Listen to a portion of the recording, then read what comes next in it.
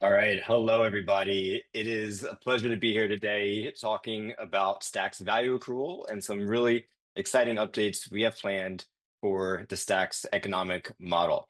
So, to begin, there's really two high level ideas that I'd like to talk about. The first is that Stacks will be the best place to earn Bitcoin yield. Second is that Stacks will accrue value as Bitcoin activity on the network grows. So, let's unpack that a little bit more. The thesis is simple.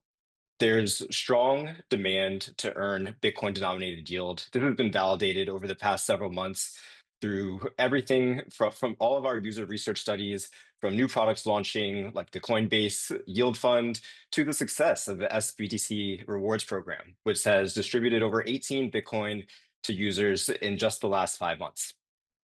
Also, Stacks is uniquely positioned to be able to capitalize on this through its proof of transfer consensus mechanism and its native DeFi ecosystem. POX has been live since 2021 and has distributed over 3,500 Bitcoin to Stacks users in that time. So, really well positioned to double down on this capability. Lastly, I believe that the Bitcoin L2 that wins this use case will go on to become the Bitcoin liquidity layer. And I think that Stacks is well positioned to be able to do that. So we are proposing some strategic upgrades to both the consensus level for Stacks as well as new products at the application level. So the first of that is what we're calling dual stacking. Dual stacking is an upgrade to the Stacks consensus that would allow users to stake Bitcoin, Stacks, or both to earn Bitcoin denominated rewards. And users can earn a multiple on their Bitcoin staking rewards based on the ratio of STX staked alongside BTC, where the more STX staked results in a higher Bitcoin reward rate. And so that means that dual staking is a mechanism where if Bitcoin holders want to access higher yields, they must stake more STX, which drives the value of STX as the network grows. Over time, I believe that this will continue to drive Bitcoin TVL on Stacks, unlock new products, and provide an additional incentive for staking STX. On the application level, we're also exploring programmable Bitcoin yield vaults.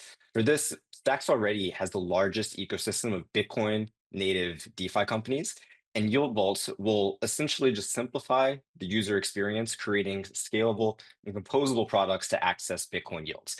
So basically, we can aggregate Stacks yield opportunities and looping strategies that already exist in the ecosystem and just make it super simple. So users can borrow against their sBTC, get USDH, stake USDH on Hermetica, and earn Bitcoin yield all under a one-click unified platform. And the important thing is that both of these strategies leverage Stacks' unique Bitcoin in, Bitcoin out yield model to scale this to new users. And ultimately, we can create an economic flywheel where more Bitcoin on Stacks results in more network usage, which drives protocol revenue and accrues value to STX. But there's more.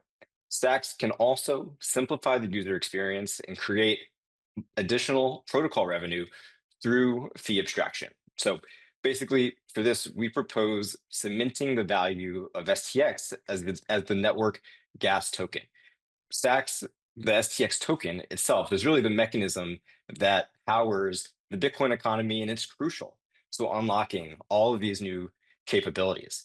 But at the same time, if you're a Bitcoin holder and you want to access DeFi, there's friction to go out and get a new asset. And so, as part of this plan, we will are proposing launching a fee abstraction protocol for sBTC, where wallets and apps can allow users the option to pay their transaction fees in sBTC, which under the hood is converted to STX. So long term, the thesis is that removing UX barriers for transacting on Stacks will increase the transaction volume. And as this network activity increases, this increases the value to the Stacks network itself. Lastly, we're exploring expanding access to Bitcoin DeFi for institutions, where a key unlock for SBDC adoption really is onboarding institutional users.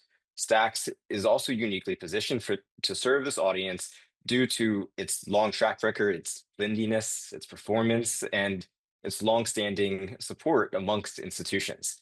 The problem that Manib alluded to earlier is that today many institutional investors who are eager to participate in Bitcoin DeFi are just unable to because of certain constraints that they have from compliance or fiduciary. And so to meet this demand, Stacks can introduce support for an institutional sBTC offering, where in this framework, regulated custodians are able to mint sBTC without the Bitcoin leaving their custody. And we're still designing the full system, but the high level idea is that you can deposit Bitcoin into, let's say, a two of two contract between the custodian and the sBTC signers, and the system would use pre-signed transactions to maintain the sBTC account balance. And this is just the first step to evolving the protocol to fully trustless self-custodial minting, which is ultimately the goal that we're working towards. And there'll be more information released on this over the coming weeks. So in summary, we are improving on-ramps into the Stacks ecosystem and focusing initially on large institutional Bitcoin holders. We're improving the user experience to make it seamless to transact on Stacks. And we're developing new yield products both at the application layer and to the consensus layer to double down on Stacks' unique Bitcoin in, Bitcoin out yield strategy. And so in the end, it means that Stacks will be the best place to earn Bitcoin yield, which we'll use to bootstrap liquidity and expand into other use cases. This is how we win. And if you want to read more, we just posted an update on the Stacks forum. Go in and check it out and read the full update. Thank you.